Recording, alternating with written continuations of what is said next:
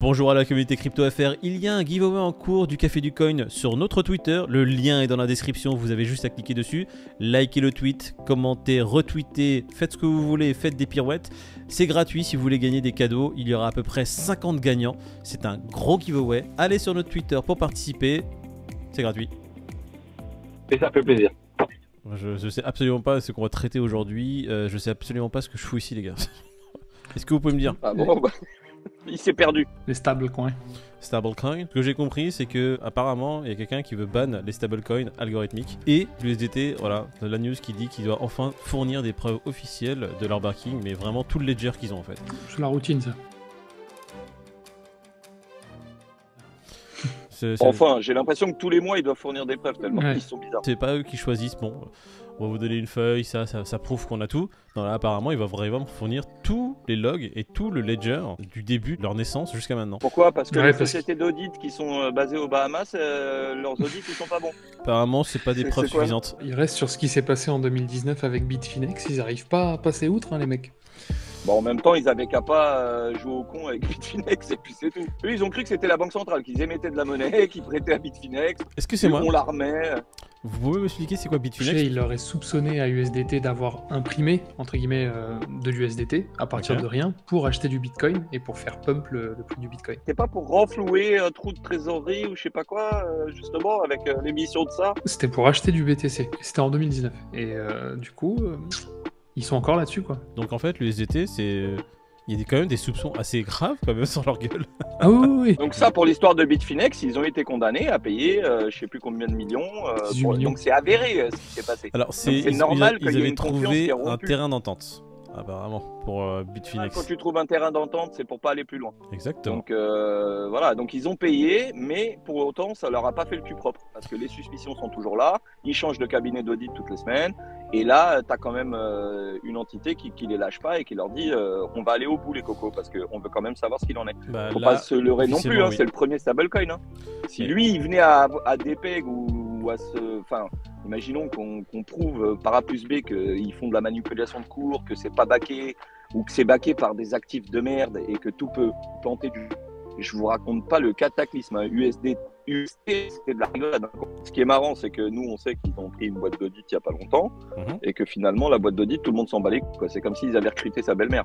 C'est quoi l'idée? En soi, le plaintif, il a demandé des preuves irréfutables comme quoi ils avaient le backing nécessaire. Et lorsque l'USDT a dit non mais écoutez, on vient de faire un dossier complet avec une boîte d'audit, le juge a simplement dit non mais cette fois-ci ça va pas fonctionner. Il veut des preuves irréfutables, c'est pas suffisant. Amenez tout le ledger. Là, vu que le juge a clairement dit sors ton bouquin, ramène-le, rien à foutre, parce qu'ils ont essayé de bloquer cette demande évidemment. Joker, ouais, ça on a déjà payé, ça n'a pas fonctionné le Joker. T'imagines là, ils prennent le ledger officiel, c'est bon, c'est public, ils voient que c'est du vent derrière, ou ils voient qu'il y a vraiment des manipulations de marge. Mais il y a quand même un truc qui se joue, parce que quand tu vois Binance qui saute l'USDC, qui garde Tether, et pour mettre en avant le BUSD, je crois que depuis qu'ils ont fait ça, c'était quoi, début septembre, une connerie comme ça? Je crois que le BUSD, il y a eu un rebond de 15%. David le dit, t'as Robinhood qui lance sa plateforme et tout. Robinhood, attention, aux États-Unis, c'est pas un petit bordel, hein. C'est le number one quasiment. Qu'est-ce qu'ils font? Ils mettent par contre en avant l'USDC. Tu sens qu'il y a quand même une guerre dans les stablecoins à gratter. Regarde, on est en plein bear market. Les stablecoins aujourd'hui, c'est le nerf de la guerre. Hein. Les gens, ils sont beaucoup en stablecoin pour protéger leurs avoirs. Et il y a une vraie guerre qui se joue sur le volume et pour devenir le numéro 1. Le DAI dans tout ça, hein? Bah justement, le DAI, c'est quelque chose d'algorithmique, tu vois. Mais pareil, il y a une guerre qui est déclarée contre les stablecoins algorithmiques. Là, il ne s'agit pas juste d'interdire les stablecoins algorithmiques. Là, ce qu'ils veulent, c'est, les gars, faites votre taf de fond. Et une fois que vous nous avez prouvé que c'est carré, là, vous pouvez développer peut-être des stablecoins algorithmiques. Moi, de ce que j'avais compris, c'était plutôt le contraire. J'avais compris que, les gars, stablecoins algorithmiques, pendant ce temps-là, c'est pas la peine d'en faire de nouveau, ça sera interdit. Et ils ont donné 2 ans à ceux qui étaient existants de changer leur backing. Ça veut dire ce que ça veut dire. Ça veut dire que... Ça veut dire que ceux qui sont déjà là, il faut qu'ils fassent le taf pour ceux qui veulent venir après. Si jamais il y en a qui veulent venir. Ceux qui sont déjà là, ils doivent complètement changer leur système de fonctionnement. C'est pas faire le taf, c'est... Vous existez tel quel... Bah, on veut pas que vous existiez comme ça, vous avez 2 ans pour changer. C'est-à-dire que le DAI, là, il doit faire une refonte complète de son système de fonctionnement et de son backing. qu'est-ce que ça va donner? Bah si c'est ultra carré, pourquoi pas, hein, tu vois. Et je pense que ça permettra vraiment une protection à l'utilisateur. Chaque fois qu'on se voit, j'ai l'impression qu'on discute des stablecoins algorithmiques. Pour moi, il devrait y avoir qu'un seul stablecoin algorithmique, un seul qui est back par toute la communauté, donc toutes les grosses têtes présentes devraient mettre leur, on va dire, intérêt de côté et se dire, on se réunit tous, d'accord, on fait une pool commune, on en a qu'un d'algorithmique et on le met en avant. Évidemment, ça n'arrivera jamais. Pourquoi? Parce que ça, bah mais oui. non, parce qu'il n'y a pas de profit derrière. Oui, et puis c'est comme si tu me disais, allez les gars, maintenant le seul stablecoin c'est USDC et on va tous le stand, tu vois, stand by him, tu vois. On peut pas comparer les stablecoins centraux et décentralisés. BUSD, USDT, USDC, il y a des entreprises derrière qui ont un profit à générer au vu du volume qui sera de l'utilisation de son stablecoin. L'algorithmique, c'est décentralisé, c'est un peu être selfless, désintéressé. Donc tu mets en place une entité comme ça pour la communauté décentralisée, mais pour moi ça n'arrivera jamais. Ce que je me dis, c'est que ces refontes-là et tout ce chantier, que ça arrive en bear market, c'est mieux quand même. Ça permet peut-être de préparer au mieux le prochain bull run. Moi, j'ai envie de dire que le bear market, il a quasiment été généré à cause de la chute de l'USDT. Donc là, en bear market, avoir encore un stablecoin qui se pète la gueule, je suis pas sûr que ça soit super bon non plus. Hein. Parce qu'aujourd'hui, tu as plus de gens en stablecoin que tu l'as en bull market. En bull market, tout le monde investit partout et la part d'allocation sur ton stablecoin, elle est minime. Là que tu es en bear market, tu as une grosse allocation en stablecoin et là, si ça se pète la gueule, oui, effectivement, tu tues tout le monde. Hein. Je sais que la société Tether a pris la parole justement pour dire qu'il fallait pas s'inquiéter suite à la demande du juge quant à cette demande de backing, quoi, pour savoir s'ils sont bien... Parce que pour lui, il considère que c'est une vieille histoire, que cette histoire avait déjà été réglée et qu'en gros c'est juste, tu vois, une confirmation de. Et donc il faut pas s'inquiéter que c'est un truc qui date de 2019 et que voilà, c'est une perte de temps, mais que voilà, ça sera réglé. Quoi. Quand tu lis les réponses du SDT, de Tether, t'es rassuré parce que tu sens qu'ils sont pas l'air stressés du tout et qu'ils sont juste là en train de dire, comme tu dis, oh non mais vous inquiétez pas, c'est de l'histoire ancienne. Ils demandent des documents, on va leur donner, hein, pas de problème. On parlait tout à l'heure de la guerre justement pour celui qui aurait le plus de volume en stablecoin, que les exchanges prennent parti. Tout va se jouer là. Moi, comme tu le disais, je suis pas pour ce que l'USDT se pète la gueule parce que clairement, on va sûrement se remettre de ça, mais sous quelle forme et dans combien de temps, ça risque de faire mal à beaucoup de monde. C'est pas quelque chose de souhaitable. Je sais pas si je l'ai dit tout à l'heure, mais tu sais qu'ils ont racheté un exchange au UK qui s'appelait Ziglu. Robinhood?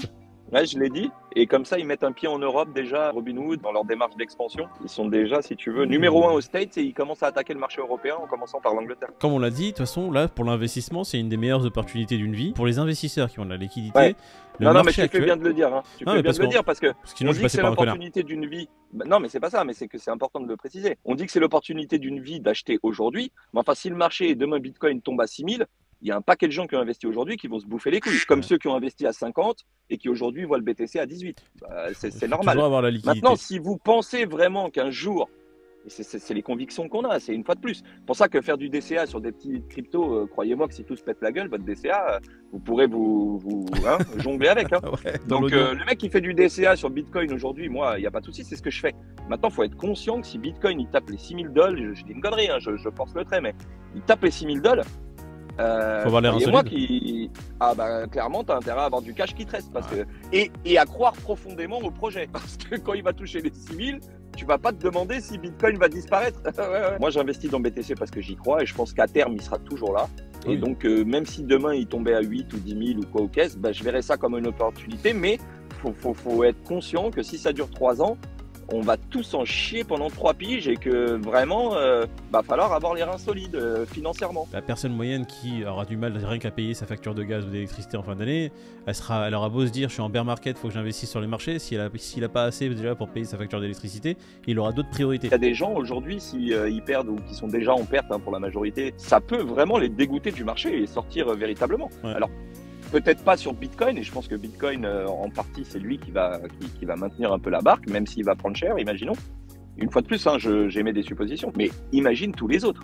Il y a plein de petits projets auxquels on croit aujourd'hui et qu'on a investi en 2021 et qui aujourd'hui déjà sont à moins 90. On l'a déjà dit, Bitcoin est là depuis 2009.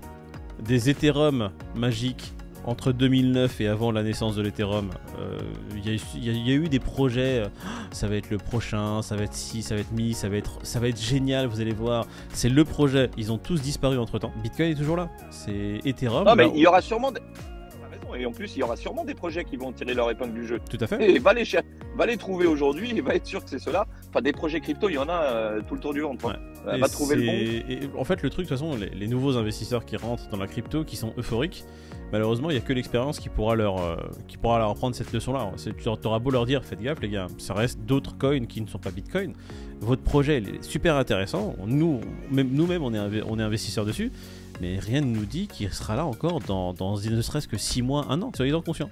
L'euphorie, d'accord, mais il faut vraiment avoir les pieds sur terre et ne pas être omnubilé et aveuglé par oh, mon Dieu, j'ai mis de l'argent dedans, je suis investi, donc maintenant, tout corps et âme, je dois être derrière ce projet-là. Soyez juste conscients que votre projet va sûrement disparaître à cause d'un bear market. Tu peux ramener ça à l'époque d'Internet où tous les leaders d'Internet au démarrage d'Internet ne sont pas les leaders d'aujourd'hui à terme. Google, au début d'Internet, c'était pas Google, hein. Non. C'était Yahoo, et regarde Yahoo aujourd'hui où ils sont, quoi.